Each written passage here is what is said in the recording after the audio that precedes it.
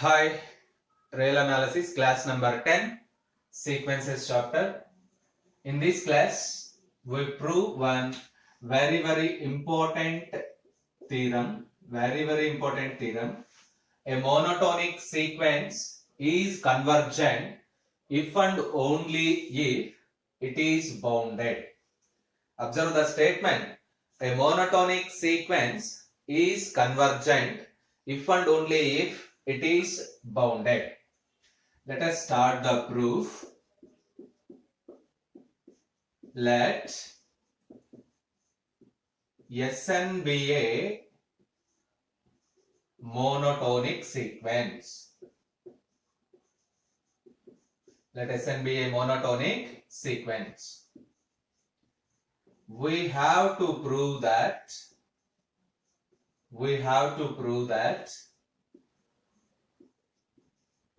Sn is convergent. Sn is convergent implies and implied by Sn is bounded. Let Sn be a monotonic sequence. We have to prove that Sn is convergent implies and implied by Sn is bounded. First part, suppose Sn is convergent. Suppose Sn is convergent. If Sn is convergent, we know that every convergent sequence is bounded. Every convergent sequence is bounded. One of the important property of convergence of the sequences. Every convergent sequence is bounded. Therefore, Sn is bounded. Sn is bounded. Let Sn be a monotonic sequence. We have to prove that Sn is convergent implies and implied by Sn is bounded. Suppose Sn is convergent. We know that every convergent sequence is bounded. Therefore, Sn is also bounded.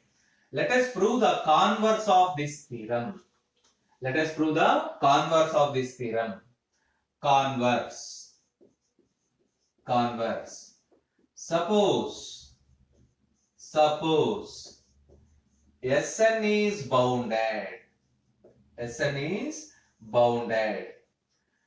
By the definition of boundedness, which implies as the sequence Sn is both bounded above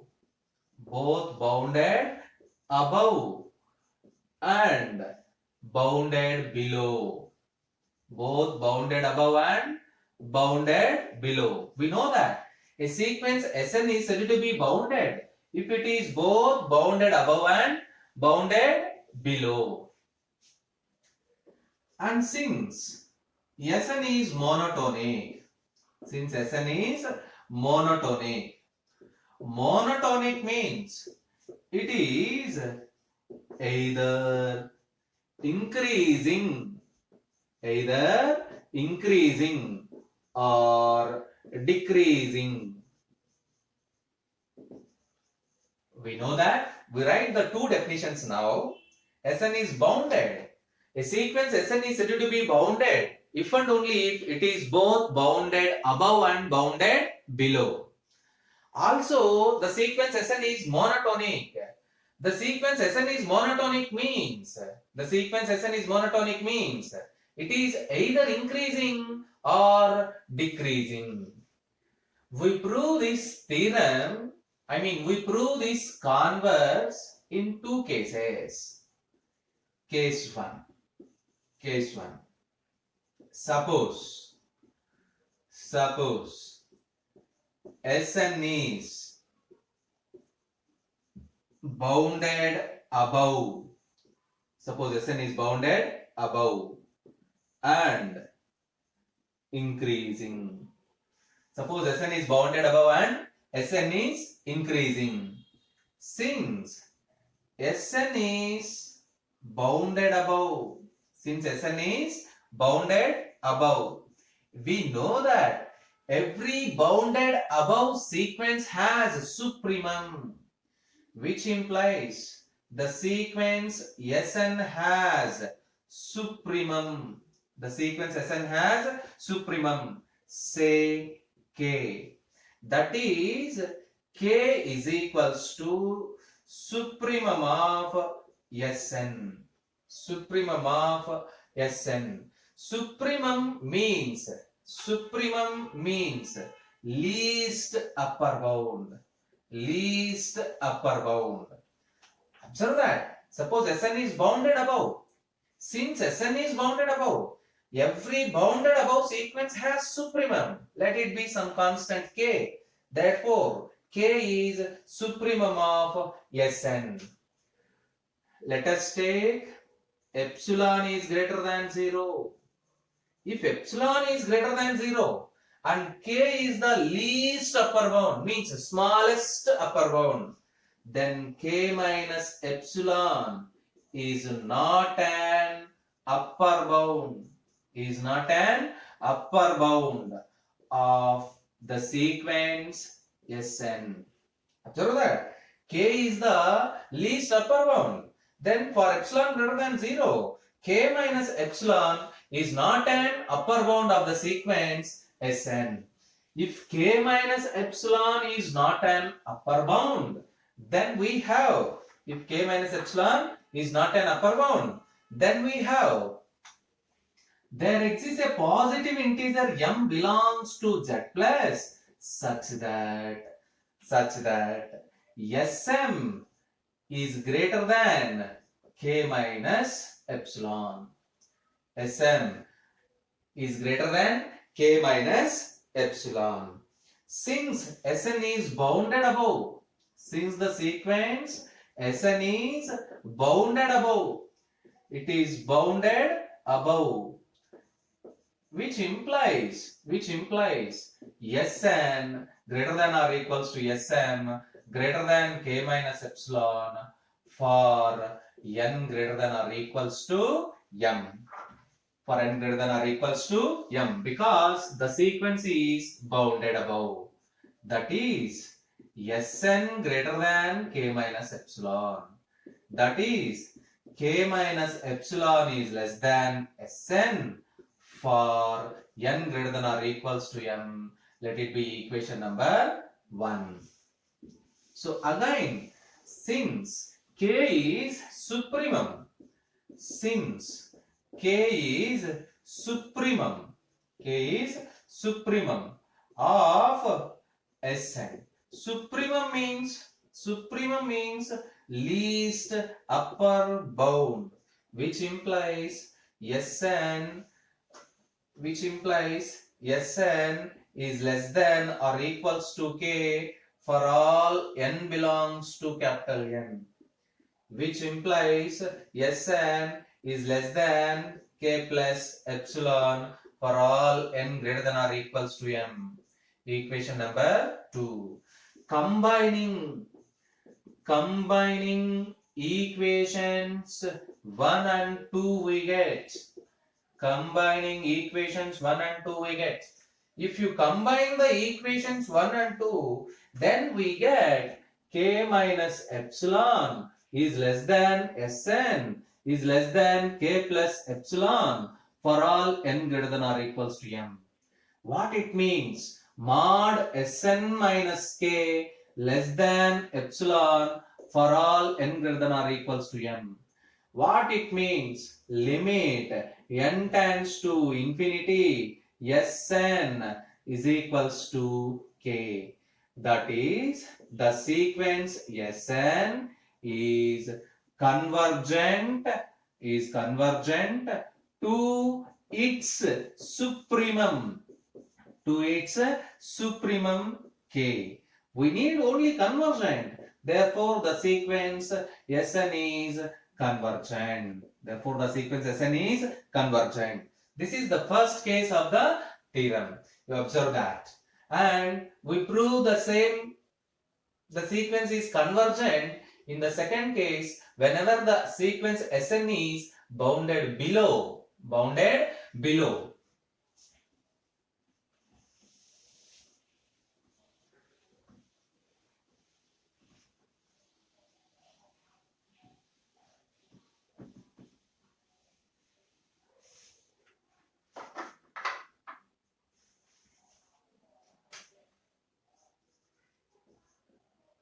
Case 2. Suppose the sequence Sn is bounded below. Suppose the sequence Sn is bounded below. Since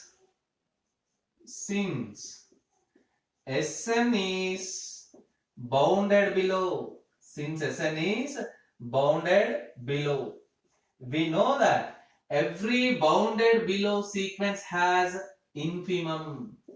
The sequence Sn has infimum.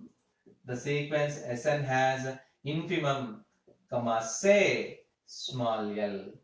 That is, L is equals to infimum of Sn. What is mean by infimum? Infimum means greatest lower bound.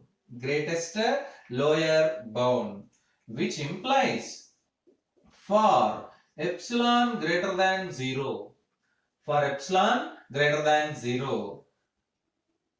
And since L is greatest lower bound of the sequence Sn.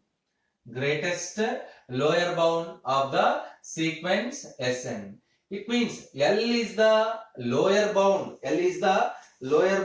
Of the sequence Sn. Then L plus epsilon is not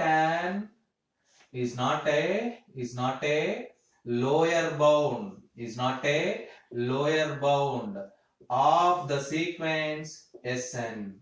You observe that L is the greatest lower bound. Among the lower bounds, it is the greatest one. Then L plus epsilon is not a lower bound of the sequence Sn.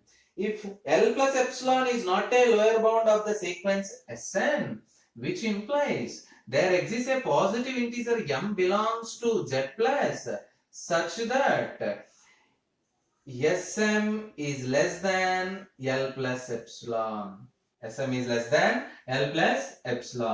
Since the sequence Sn is bounded below.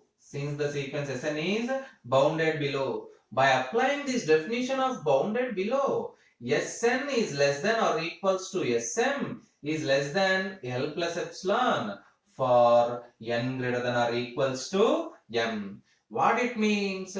Sn is less than L plus epsilon for all n greater than or equals to m. Let it be equation number 3.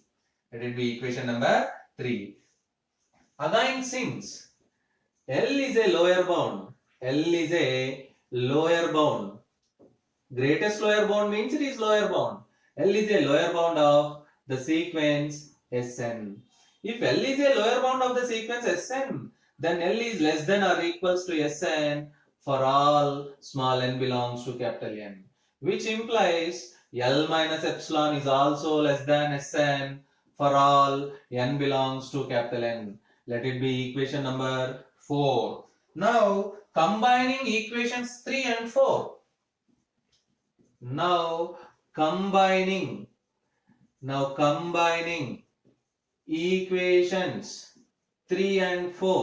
Now combining equations 3 and 4. We get, if you combine the equations 3 and 4, you get the